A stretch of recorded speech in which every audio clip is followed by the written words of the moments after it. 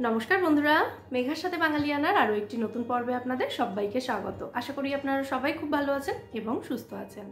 प्रत्येक दिन सकालबेला घुम थेके ओठार पर आमार प्रथम काज हय मेये स्कूल एबं हाजबैंडेर अफिसेर जोन्नो टिफिन रेडी करा। तो आजके सकालबेला मेयेके जिज्ञेस करलाम कि रे कि निबि टिफिने। तो तिनी बोललेन अनेक दिन तोमार सेई चटजलदी कढ़ाई पनिरटा बानिये दाओ ना, आछे पनिर बाड़ीते। आमी बोललाम पनिर तो फ्रिजे रयेछेई, ताहले बानिये देওয়া যাক। तो भाबलाम आपनादेर संगेও रेसिपिटा शेयर करी। ताहले चलुन देखे नेওয়া যাক एकदम कम समये आमार स्टाइले आमी किभाबे कढ़ाई पनिर तैरी करी।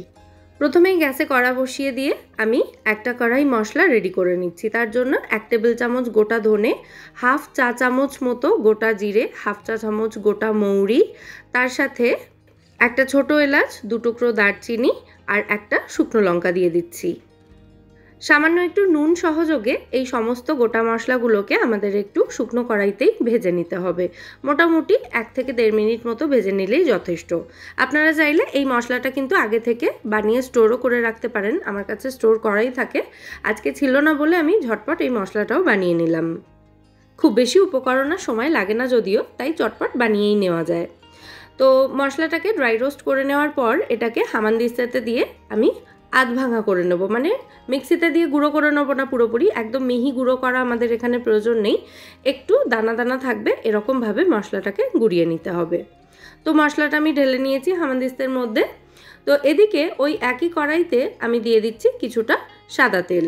মোটামুটি 1.5 থেকে 2 টেবিল চামচ মতো সাদা তেল দিয়েছি।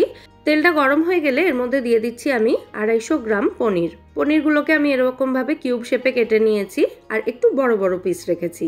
পনিরগুলো ভাজার সময় এর মধ্যে সামান্য একটু নুন, একটু হলুদ গুঁড়ো আর একটু কাশ্মীরি লঙ্কা গুঁড়ো ছড়িয়ে দিচ্ছি। এরপর পনিরগুলোকে হালকা ব্রাউন কালার আসা পর্যন্ত ভালো করে ভেজে তারপর তুলে নেব।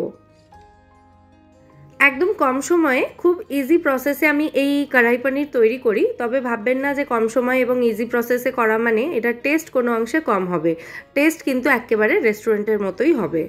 আমার বাড়ির এই দুটি প্রাণী আবার টেস্ট সম্বন্ধে সাংঘাতিক সচেতন, মানে যাই রান্না করে দাও না কেন সেটা টেস্টি হতে হবে। তেল মশলা বেশি দিলাম না কম দিলাম তা দিয়ে তাদের বিন্দুমাত্র মাথা ব্যথা নেই। ডায়েট রেসিপিও তারা হাসতে হাসতে খেয়ে নিতে পারে যদি সেটা টেস্টি হয়। যাই হোক, পনিরগুলো ভেজে তুলে নেওয়ার পর ওই যেটুকু তেল কড়াইতে ছিল তার মধ্যেই কিছুটা পেঁয়াজ এবং ক্যাপসিকাম এরকম বড় বড় টুকরো করে কাটা এগুলো দিয়ে এগুলোকেও হালকা করে ভেজে তুলে নেব।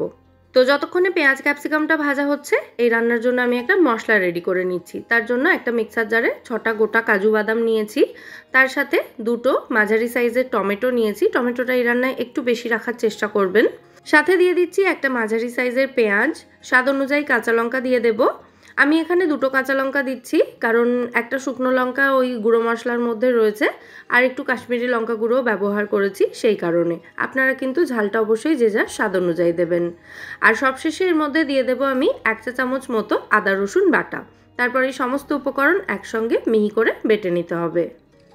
সাধারণত কড়াই পনির বানাতে গেলে এই সমস্ত উপকরণ প্রথমে ভেজে নিয়ে তারপর ঠান্ডা করে বেটে নিতে হয়, কিন্তু যেহেতু চটজলদি রান্না হচ্ছে তাই এত সময় নেই হাতে ভেজে নেওয়া তারপরে ঠান্ডা করা, তাই কাঁচা অবস্থাতেই এগুলোকে বেটে ভালো করে কষিয়ে রান্নাটা করব।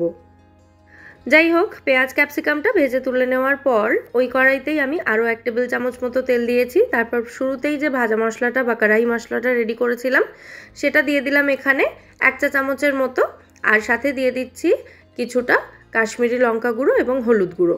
ওই হাফ চা চামচের একটু বেশি কাশ্মীরি লঙ্কা গুঁড়ো এবং হাফ চা চামচ মতোই হলুদ গুঁড়ো নিয়েছি।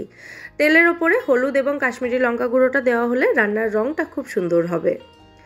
এরপর বেটে রাখা মশলাটা এর মধ্যে দিয়ে দিলাম, মানে পেঁয়াজ, আদা রসুন, টমেটো, কাঁচা লঙ্কা এবং কাজু বাদাম দিয়ে যে পেস্টটা রেডি করেছিলাম সেটা এর মধ্যে দিয়ে দিলাম। এই মশলাটাকে এবার খুব ভালো করে কষিয়ে নেব। যেহেতু সমস্ত উপকরণ আমি এখানে কাঁচা অবস্থায় বেটে ব্যবহার করেছি তাই মশলাটাকে কিন্তু খুব ভালো করে ভেজে বা কষিয়ে রান্না করতে হবে।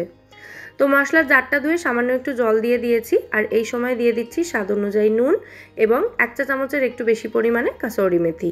কাসুরি মেথিটাকে হাতে এভাবে একটু কচলে নিয়ে এর মধ্যে দিলাম। এরপর মশলাটাকে খুব ভালো করে কষিয়ে নেব আর গ্যাসের ফ্লেমটা মিডিয়াম টু হাইতে রেখেছি এই সময়, যেহেতু রান্নাটা একটু তাড়াতাড়ি করতে হবে। তো মশলাটা কষাতে কষাতে একটু শুকনো শুকনো হয়ে আসা পর্যন্ত এটাকে কষাতে থাকতে হবে। দেখুন মশলা থেকে তেল ছেড়ে দিয়েছে আর মশলাটাও কিন্তু একটু শুকনো শুকনো হয়ে এসেছে। মশলা ভালো করে কষানো হয়ে গেছে, খুব সুন্দর একটা স্মেলও আসছে এই সময় মশলা থেকে। তো এই সময় এর মধ্যে তৈরি করে রাখা কড়াই মশলাটা দিয়ে দিচ্ছি। বেশিরভাগটাই দিয়ে দিলাম, সামান্য একটু রাখলাম, নামানোর আগে ওপর থেকে একটু ছড়িয়ে দেব। আর এর সাথে কিন্তু ভেজে রাখা পনির, ক্যাপসিকাম এবং পেঁয়াজের টুকরোগুলোও আমি দিয়ে দিয়েছি।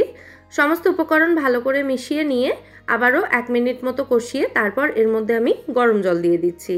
গ্রেভির জন্য জলটা দেব, তাই যে যেমন গ্রেভি রাখতে চান জলটা অবশ্যই সেই হিসাবে দেবেন।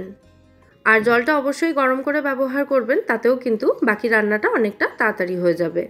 জলটা দিয়ে ভালো করে মিশিয়ে নেওয়ার পর সামান্য একটু মিষ্টি দিয়ে দিলাম এর মধ্যে, আর 1 চা চামচ মতো টমেটো সস দিয়ে দিচ্ছি। এতে কিন্তু টেস্টটা অনেক গুণে বেড়ে যাবে। তারপর আবারও সমস্ত উপকরণ খুব ভালো করে মিশিয়ে নেব। কড়াই মশলাটা বানানোর সময় যেহেতু ছোট এলাচ এবং দারচিনি ব্যবহার করেছিলাম, তাই এই রান্নায় আলাদা করে গরম মশলা গুঁড়ো দেওয়ার কিন্তু কোনো প্রয়োজন নেই। জলটা দেওয়ার পর আর মোটামুটি মিনিট 2 মতো রান্না করে নিলেই কিন্তু এটা একেবারে রেডি হয়ে যায়। আর যে কোনো ধরনের রুটির সাথেই এই কড়াই পনির খেতে কিন্তু দুর্দান্ত লাগে, অথবা চাইলে জিরা রাইসের সাথেও সার্ভ করতে পারেন। ব্যাস, আমাদের কড়াই পনির এখানে একদম রেডি। গ্যাস অফ করার পর ওপর থেকে সামান্য একটু কড়াই মশলা যেটুকু বাকি ছিল সেটুকু ছড়িয়ে দিলাম, দিয়ে একবার ভালো করে মিশিয়ে এটাকে প্যাক করে দেব। মেয়ের স্কুল টাইমটা আগে, সেই কারণে ওর টিফিনটাই আগে রেডি করতে হয় আমাকে। তো একদম ডিরেক্ট কড়াই থেকেই ওর টিফিন বক্সে এটাকে আমি দিয়ে দিচ্ছি। তারপর কিছুক্ষণ ফ্যানের হাওয়াতে রেখে এটা একটু ঠান্ডা হয়ে গেলে তারপর ঢাকা দিয়ে ওর টিফিন বক্সটা ব্যাগে চালান করে দেব। তারপর মেয়েকে পুলকারে তুলে দিয়ে এসে হাজব্যান্ডের টিফিনের জন্য 2টো রুটি বানাবো এবং ওনার টিফিনটাও প্যাক করে দেব। তো আজকে হাজব্যান্ডের অফিস টিফিনে থাকছে 2টো রুটি। রুটিগুলোতে একটু ঘি মাখিয়ে দিয়েছি, এতে রুটিগুলো নরমও থাকে এবং খেতেও ভালো লাগে। আর তার সাথে রয়েছে এই টেস্টি টেস্টি কড়াই পনির এবং বরাবরের মতো মানে প্রত্যেক দিনের মতো কিছুটা টক দই। আর যে কোনো একটা ফলও থাকে, তবে সেটা আলাদা প্যাক করা হয়, সেই জন্য আর এইখানে দেখানো হয়নি। তো আজকের এই চটজলদি কড়াই পনির রেসিপিটা আপনাদের কেমন লাগলো সেটা কিন্তু অবশ্যই আমায় কমেন্টে জানাবেন। রেসিপিটা যদি ভালো লেগে থাকে ভিডিওটাকে বরাবরের মতো একটা লাইক এবং শেয়ার করে দেওয়ার অনুরোধ রইল। সাথে আমার চ্যানেল মেঘার সাথে বাঙালিয়ানাকে সাবস্ক্রাইব করে আমার পাশে থাকবেন এবং আমায় সাপোর্ট করবেন। তাহলে আজকের মতো এখানেই বিদায় নিচ্ছি। আবার দেখা হবে পরের পর্বে নতুন কোনো রেসিপির সাথে। সবাই সুস্থ থাকবেন, ভালো থাকবেন এবং সবাইকে খুব ভালো রাখবেন। নমস্কার।